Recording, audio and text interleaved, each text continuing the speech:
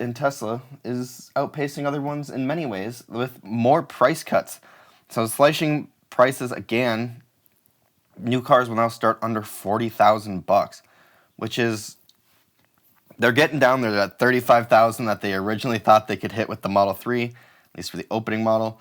The Model 3 standard range rear-wheel drive, Tesla's cheapest vehicle, went from $41,990 to $39,000, so $2,000 drop, which doesn't sound like much, but every $2,000 makes a huge difference in getting this price down and more affordable to the average person.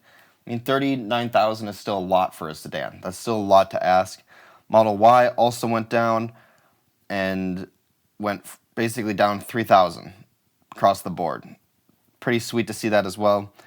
And now the Model Y will still qualify for the $7,500 tax credit in the US, which the Model 3 does not anymore. But these entry-level cars dropping in price is great to see Tesla doing that. They've been just, all year, they've been slicing prices while everyone else has been raising them. It's interesting to see them go that way, and it's got to be affecting them in some way, which is going to be part of the same topic here, but basically Tesla's rampant price cutting is leading to some toll on profits. That said, they're still very profitable. They did publish their first quarter earnings, which the company said it earned $2.9 billion in net income and $23.3 billion in revenue. So this is a 24% increase year to year. Last year they did $18.7 billion in revenue in quarter one. So clearly a $5 billion upkeep is quite a bit. Now, the company's gross margins fell 19.3%. This is probably due to the price cutting, and things got a little more expensive here after the COVID years.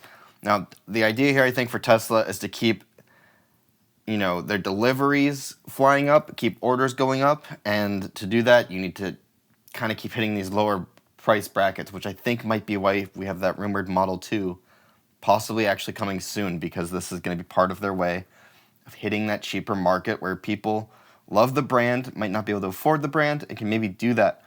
So these earnings come on the heels of a somewhat disappointing delivery production report in which the company said it delivered 422,875 of its EVs to customers in the first quarter of 2023, including 412,180 Model 3 and Model Ys and 10,695 Model S and X vehicles, which is crazy to think how much these vehicles have taken over their Teslas.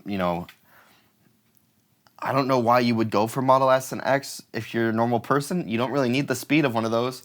You're getting pretty dang close to the same thing in terms of spec. I mean, you'll get a little less range, a little less speed, but it's not that big of a difference. Why would you spend the extra money?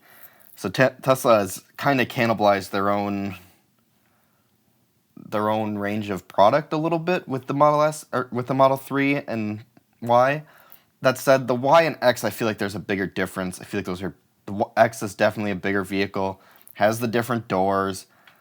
There's at least a differentiating factor there compared to a Model Y, but a 3 to S, I mean, it's not that big of a difference. I mean, look is a little bit, but price to performance wise, I don't know. You're in a rough spot there. You almost just go for the cheaper one because it makes more sense.